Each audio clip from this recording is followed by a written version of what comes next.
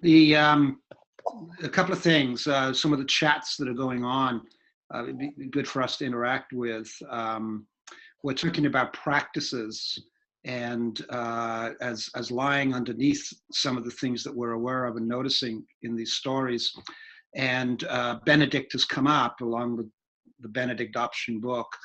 And one person, Duke Vipperman, has mentioned that part of it's not intended, but part of the characteristic of the Benedictine option that people pick up is it tends to be closed.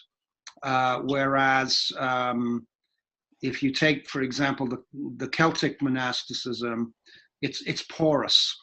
And there's a sense in which these stories are not closed, but they're very much porous, and it's in the porousness, if you will, that the God keeps turning up. I don't know whether that makes sense in terms of any of your reflections. Totally, Alan. I was having exactly the same response to that word porous on the screen.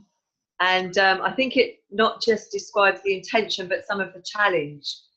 And particularly I was reading through Linda's story in Halifax, and it reminded me a lot of the idea of cities of refuge in the Old Testament, that there were certain communities that were set aside to be welcoming to those who kind of had a price on their head.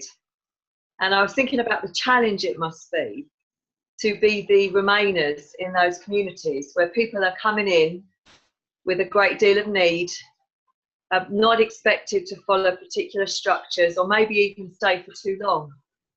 But I was kind of seeing the Old Testament echoes of that there are people who are just called to build cities of refuge. And I wonder if that's a theme that brings quite a lot of these stories together. Yeah.